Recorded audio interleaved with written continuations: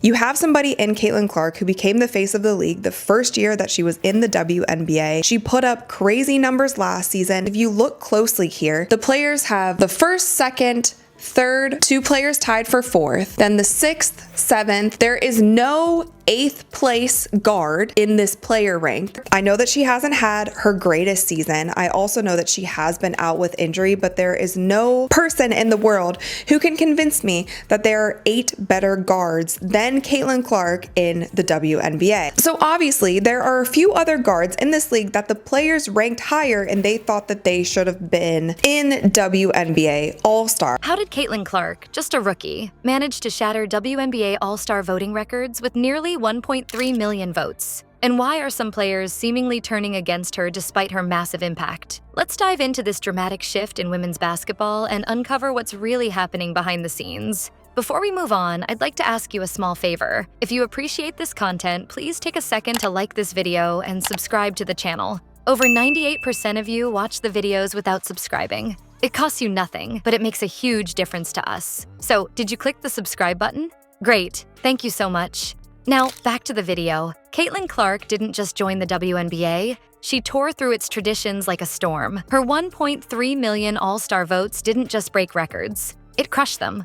For context, last year's top vote-getter had just over 95,000 votes. So the All-Star Game starters include, of course, Caitlin Clark and Napheesa Collier, Aaliyah Boston, Paige Beckers, Neko Ogwumike, Satu Sabally, Brianna Stewart, Asia Wilson, Alicia Gray, and Sabrina Ionescu. The thing that really stirred up the internet last night was when we found out how the players ranked some of their fellow players, and of course, specifically Caitlin Clark. When it comes to the WNBA All-Star Game this year, the overall scores for the top 10 finishers are based on 50% of the fan vote, 25% of the player votes, and 25% of the media votes. Unfortunately, I am not surprised that the players ranked her so low. However, I do take it as a sign of disrespect to Caitlin Clark. That's not a small gap. It's a chasm, and Clark leapt across it with ease.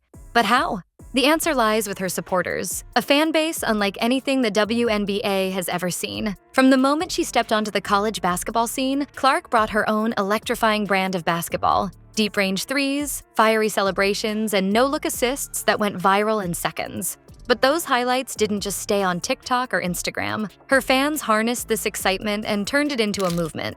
Social media campaigns were everywhere, urging people to vote, and not once or twice, daily. There were watch parties where entire communities gathered, cheering for Clark like she was already an established league superstar. In a sport fighting for mainstream recognition, she became the spark that lit the fire. And let's not forget about the international fans. She had over 1.29, I believe, million votes just for her to be a WNBA All-Star. And then the media ranked her as the 3rd best guard. So if we look at this chart right here, you can see that there are 3 categories: the fan rank, the media rank, and then the player rank. And if you look at Caitlin Clark, she was the #1 in fan rank, and we also saw that with the fan voting. Players ranked her as the 9th best guard. Now, if we look at this chart for both the guards and the front court, there are not that many players who have that wide of a discrepancy between the media rank and the player rank. Clips of her demolishing defenses weren't just circulating around Iowa. They reached basketball diehards across the globe. Fans from countries where the WNBA barely registers in their sports media still found Caitlin Clark impossible to ignore. By the end of her rookie season, she wasn't just a league star, she was a global brand. But here's the twist. While the fans embraced her as the future of the league, the players didn't seem to share the same enthusiasm.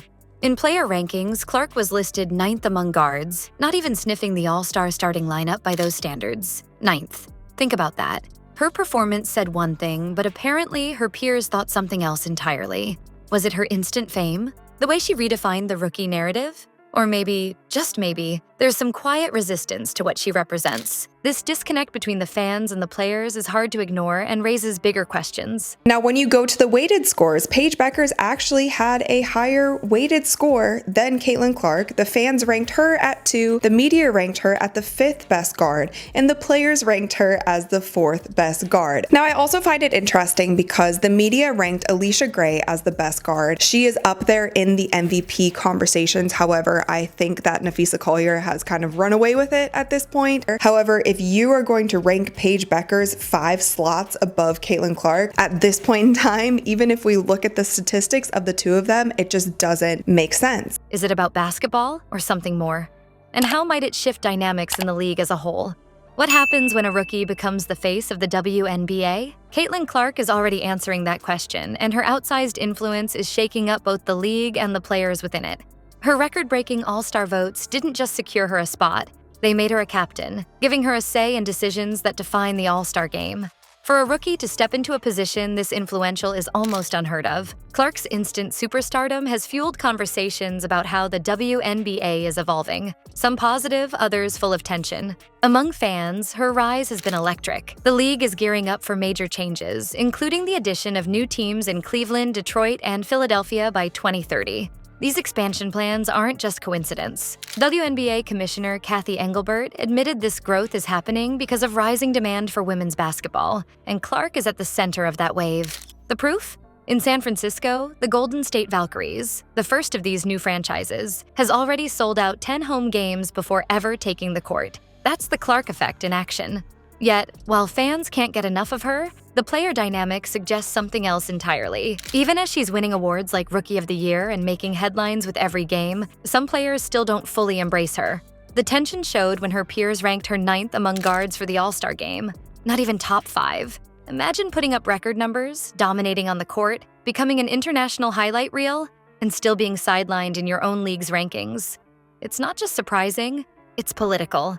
Call it jealousy, rivalry, or discomfort with her rapid rise, but it's impossible to ignore what that resistance says about the league's inner workings. So it honestly seems to me like the fan votes were one thing, the media votes are another thing, and I don't agree even with all of the media ranks here. We'll get more into that. However, just in 2023, the year before Caitlin Clark came into the league, Sabrina was ranked the 19th best guard in the league by the players, and she was an all-star. The players' vote is a popularity contest. It's the players voting for their friends, voting for the people that they respect, and it's not truly about skill at all. And now Clark's role as an all-star captain takes this tension into a new spotlight. She has the power to reward supporters or prioritize the best players, creating drama that will play out live on national TV.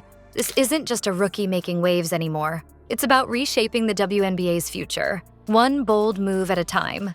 Caitlin Clark isn't just a rookie lighting up box scores. She's a movement pushing the WNBA into uncharted territory.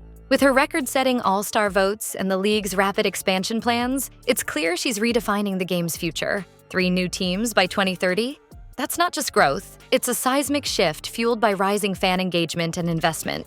But here's the question, can the league keep up with the demand Clark is generating, or will old politics stall progress? One thing's for sure, Clark's not slowing down.